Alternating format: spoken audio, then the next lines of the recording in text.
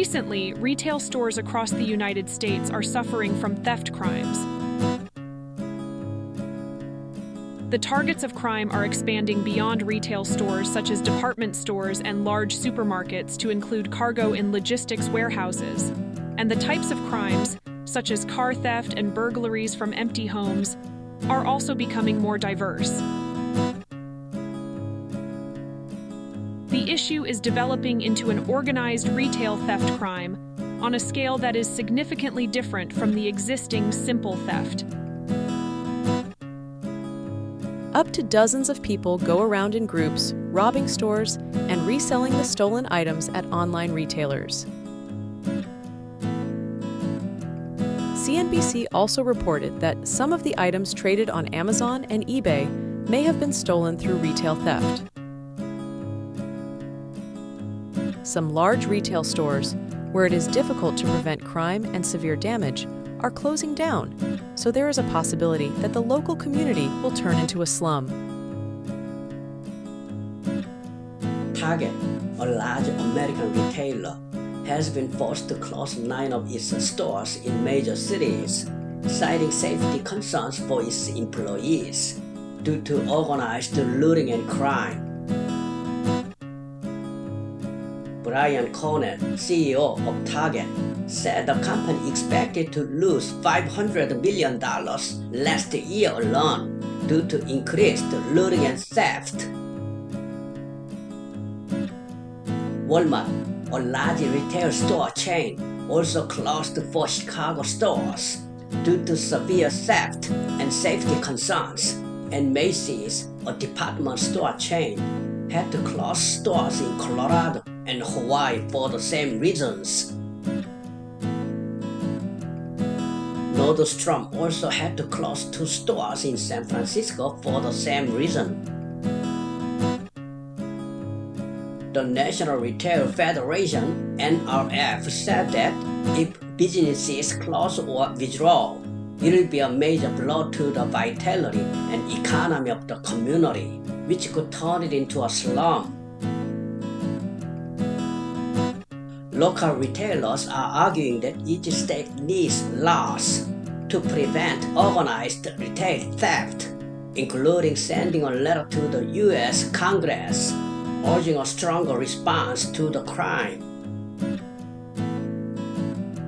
According to the U.S. think tank Committee on Criminal Justice, CCJ, the number of store thefts in 24 large U.S. cities in the first half of last year increased by 16% compared to 2019. Retail theft has increased sharply since the pandemic, with New York having the highest increase at 64%, followed by Los Angeles at 61%.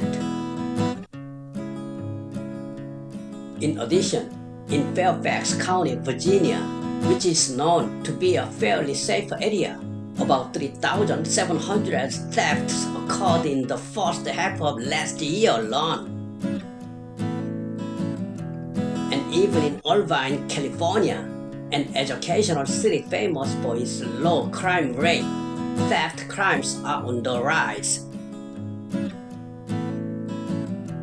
According to a National Retail Federation (NFR) survey, business inventory losses increased from $90.8 billion in 2020 to $94.5 billion in 2021, with 37% of this attributable to retail theft by outsiders.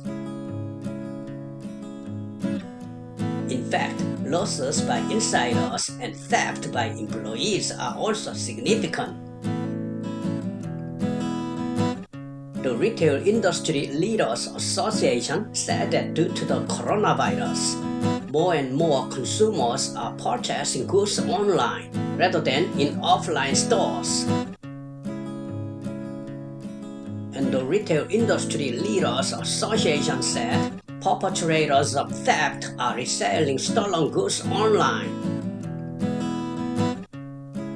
Some crime experts pointed out that one of the reasons for the surge in theft was the increase in the number of low-income people who have found it difficult to live due to inflation, and the decrease in the number of security guards and employees in stores during the coronavirus period. They also said that due to the pandemic, the number of cases of theft taking advantage of the difficulty in identifying people wearing masks may have increased. Accordingly, in March of last year, when the virus turned into an endemic disease, New York City announced a measure banning customers from wearing masks when entering stores. Some crime experts also pointed out the legal problem of weak enforcement and punishment for theft.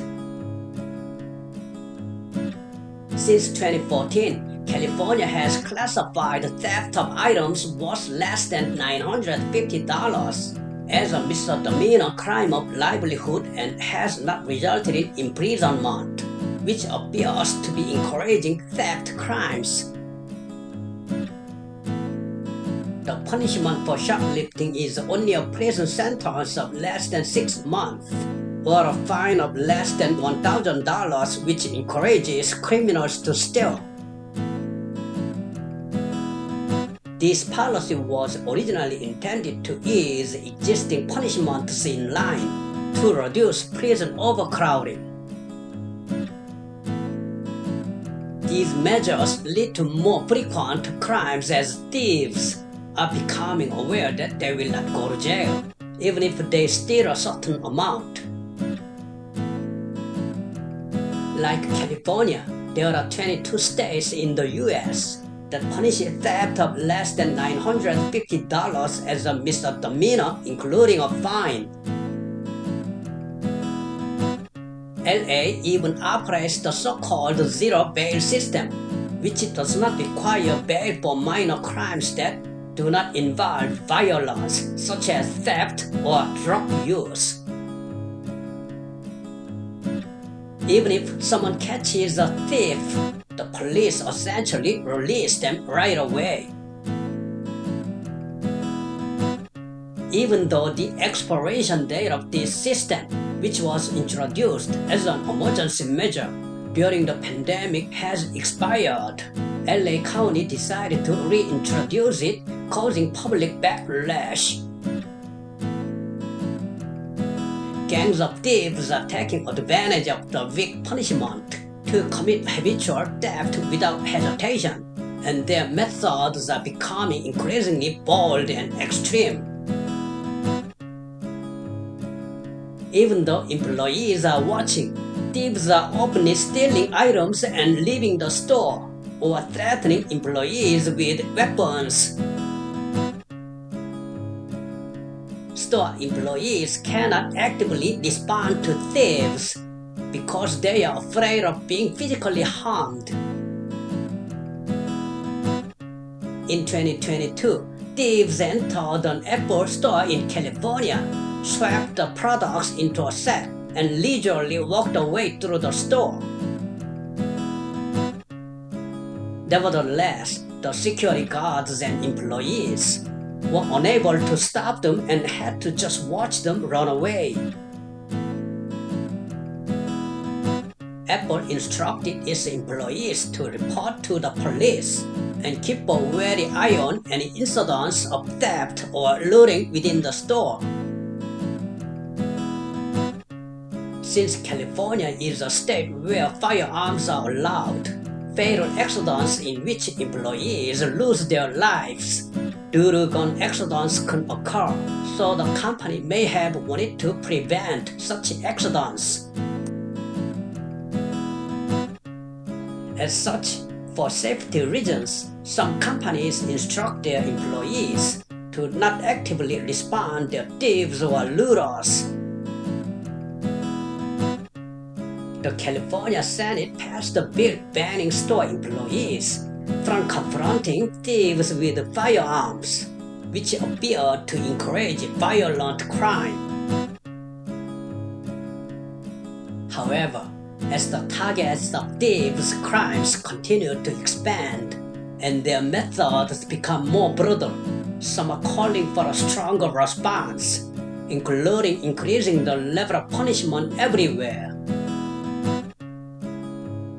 Because of this situation, some stores do not even display daily necessities, such as detergent and toothpaste, or they put locks or chains on the display shelves to prevent products from being taken out. American society is turning into a bleak situation where trust is disappearing. Additionally, companies are considering taking various measures, such as attaching tags to estimate stolen goods or expanding surveillance cameras and security guards. Currently, many states in the United States are preparing legislation to strengthen punishment. According to CNBC, at least 9 states have passed laws to impose stricter penalties on organized retail theft and looting crimes after 2022. However, some experts have negatively evaluated these measures, saying they may not actually reduce organized retail crime and may instead disproportionately harm a neglected class of people. Even large corporations in the U.S., which are suffering from the increase in organized retail crime beyond livelihood theft, are closing stores one after another, completely surrendering themselves to thieves. This development is having a negative impact not only on existing companies in the region, but also on consumers and the local community. Attention is being paid to how the Republican and Democratic presidential candidates running in this year's November presidential election will approach this issue. Thank you for watching. This is Gina, and I worked alongside Matilda and Tony.